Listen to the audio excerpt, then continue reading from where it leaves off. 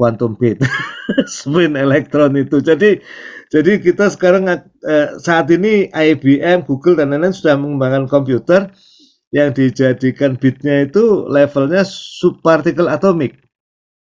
Nah ini Pak, quantum computing. Terus yang kedua quantum communication, karena quantum entanglement itu pada prinsipnya dia nggak perlu waktu merambat Pak.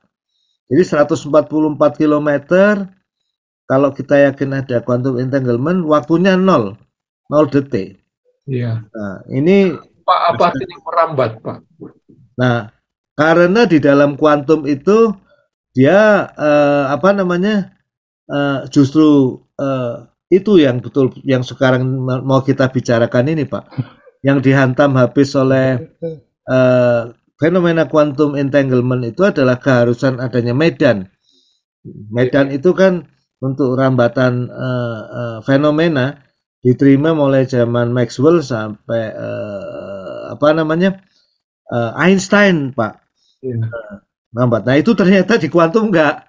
Jadi eksperimen yang terjauh yang sekarang sudah dilakukan 144 km itu, apa yang terjadi di mana itu Pak Budi, La Paloma atau apa dia? La Paloma. La Paloma itu langsung terjadi di 144 km pada jarak itu detik itu juga Pak. Iya. Quantum entanglement. Jadi di teknologi ini sudah banyak sekali diterapkan. Bahkan sebetulnya revolusi semikonduktor pertama itu disebut sebagai revolusi kuantum pertama, Pak. Dan kita sekarang menuju revolusi kuantum kedua. Itu kira-kira Pak Armen. Jadi memang itu menariknya itu. Segala macam language itu diciptakan, bahasa terminologi itu diciptakan, termasuk Einstein itu paling jago itu menciptakan bahasa space time ya. Waktu saya kalau ngelihat Einstein tuh, waduh ini dahsyat sekali ya. Ternyata di dunia kuantum pun sama. Tapi di dunia kuantum ini yang menarik Pak. Iya. Itu tidak ada satupun yang bisa diklaim dialah pencipta teori kuantum. Enggak. Jadi kayak keroyokan gitu. Bahkan Schrödinger pun ketika persamaannya ditafsirkan secara probabilistik, ngamuk-ngamuk juga dia loh. Maksud saya nggak begitu gitu. Mestinya nggak begini teori kuantum itu. Tapi teori kuantum yang terjadi itu, nah Einstein juga gitu. Dia kan menciptakan E sama dengan HF dan menjadi atau nggak besar buat kuantum juga. Dan terus dia tuh menciptakan, men-challenge kalau kuantum ini benar dan lengkap, maka bisa ada kejadian quantum entanglement. Tapi quantum entanglement itu spooky action at a distance. Itu aksi yang berhantu, kata Einstein itu mustahil. Nah, olo-oloannya Einstein itu yang ditulis dalam paper tahun 1935 malah diwujudkan, Pak, oleh para praktisi kuantum dan malah jadi teknologi. Jadi kuantum ini memang lebih menarik ketimbang relativity umum dan khusus dalam satu sisi. Kalau relativity khusus dan umum itu penciptanya Einstein. Kalau kuantum ini keroyokan. Hampir semua yang ada di foto di konferensi di mana tadi Pak Budi? Solvay. Rusia. Itu semua berperan dikit-dikit Pak. Dan nggak ada yang berperan utuh.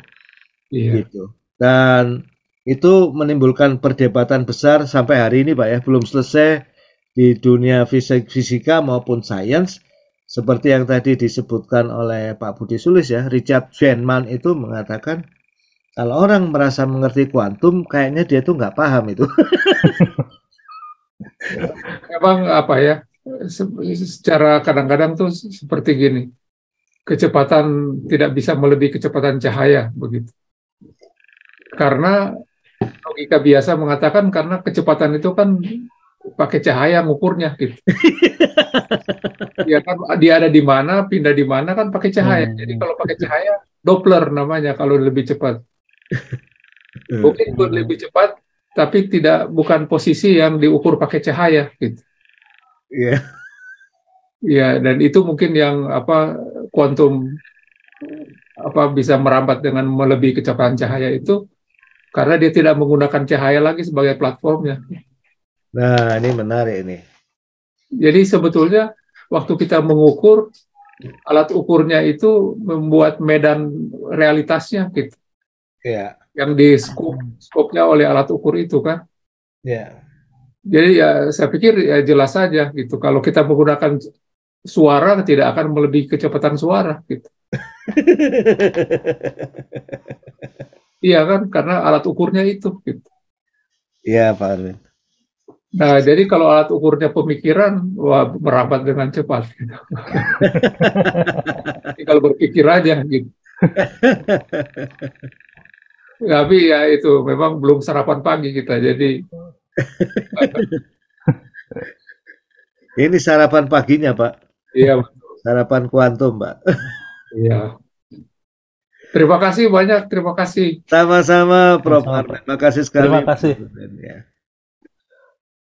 Barangkali sambil menunggu yang lain, monggo silakan diteruskan Pak Budi, karena ini kita ingin menikmati rantai eksperimen ya, rantai apa ya, pembantah-bantahan yang menurut saya terindah lah ya. Salah satu yang terindah sepanjang sejarah sains ini ya. Ya. Ya, sulit untuk diungkapkan lah. Silahkan Pak Budi diceritakan, Pak. Baik, terima kasih Pak Dim. Tadi di note Pak Angger memberi info ini tadi yang merumuskan Elitzer dan Feynman ya, bom puzzle ini. Ya. Oh, terus ini tadi diskusi dari ya gini, kalau kita mendengarkan diskusi dari para guru dan master itu, Pak Agung, Pak Armen, Pak Dim, sebentar aja gitu ya, itu ternyata kandungannya luar biasa. Ya, terima kasih Pak Armen dan Pak Agung. Kangen juga, udah lama nggak ketemu. Ya, saya lanjutkan dulu. Nah, kita masuk ke eksperimen teori kuantum. Tadi Pak Armen bahkan sudah menyinggung sedikit ya tadi ya, bahwa nanti kita akan lihat sih, ini kalau kita mengeksperimen dengan cara ini, nanti foton atau partikel atau elektron itu akan berperilaku sebagai gelombang. Tapi kalau kita eksperimen dengan cara yang lain, dia akan berperilaku sebagai partikel, gitu ya. Jadi salah satu aspek dari eksperimen yang akan kita bahas itu nanti itu ya. Jadi seakan-akan entitas foton dan elektron ini mendua.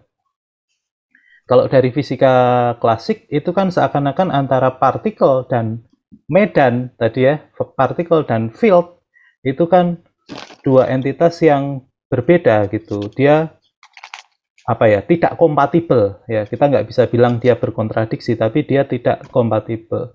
Jadi kalau ada satu entitas itu ternyata mendua, nah itu nanti seperti apa gitu ya, kita lihat apa itu ya. Nah ini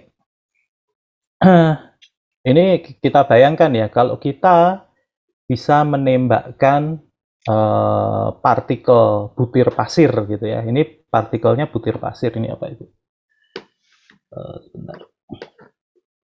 Partikelnya butir pasir kita tembakkan seperti itu, kemudian melalui dua celah gitu ya. Ini celahnya yang satu saya tutup nih. Maka yang terjadi ya udah obvious ya. Jadi kalau kita tembakkan yang terjadi ya partikel itu nanti pasti ya ngumpul di sekitar sini lah gitu. Ngumpul di sekitar sini, mungkin ada yang tipis-tipis di sebelahnya gitu ya. Ini kalau kita plot distribusi density function-nya kira-kira ya seperti ini ya.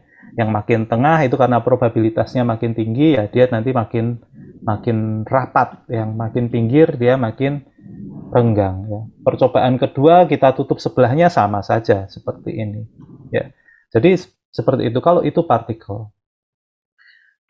Ya, kalau kita buka dua-duanya ya obvious juga ya. Kita tembakkan ini nanti rapat-rapat, ini gelombangnya seperti ini ya, gelombang probabilitasnya. Ya. Nah, ini adalah eksperimen celah ganda dari Thomas Young. Thomas Young itu melakukan eksperimen ini tahun 1803